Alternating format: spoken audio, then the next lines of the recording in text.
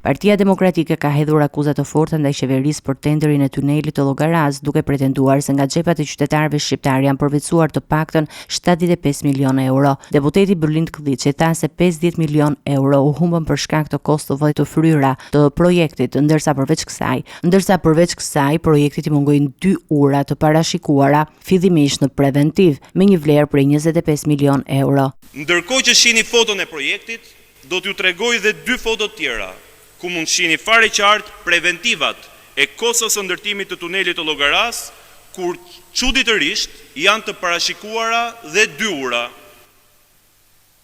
Kalojmë te foto tjetër këtu. Ura numër 1. Kalojmë tek e tjetra. Dhe ura numër 2.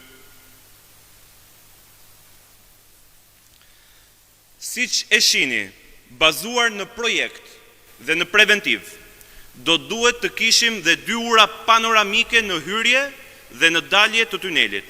E meqense në gjuhën teknike këto quhen vepra arti, ndërtimi i tyre e rriti me 25 milion euro koston e ndërtimit. Sipas Klliçit, preventivi i ndërtimit parashikon 2 ura panoramike në hyrje dhe dalje të tunelit, të cilat nuk janë realizuar, por kostoja e tyre është përfshirë në buxhetin e projektit. Deputeti demokrat publikoi dhe foto dhe dokumente që sipas tij tregojnë qartë diferencën mes projektit të parashikuar dhe gjendjes reale, duke akuzuar qeverinë për një aferë të thellë korruptive.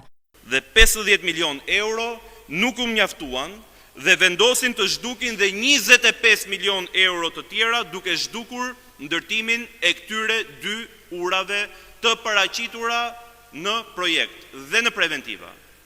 E gjitha kjo, të nderuar qytetar, ka ndodhur në dritën e diellit e në dritën e Spakut, prokurorisë posaçme që duhet të luftojë dhe parandalojë krimin e organizuar dhe korrupsionin. Ai njoftoi se këto fakte dhe dokumente do t'i dorëzohen zyrtarisht prokurorisë së posaçme, duke kërkuar hetim për shkeljen e mundshme ligjore dhe për përvetësim të parave publike. Partia Demokratike thekson se nuk bëhet fjalë për një gabim teknik ose shkelje të barazisë në tendera, por për manipulim të qëllimshëm të fondeve dhe mos realizimin e veprave të parashikuara në projekt.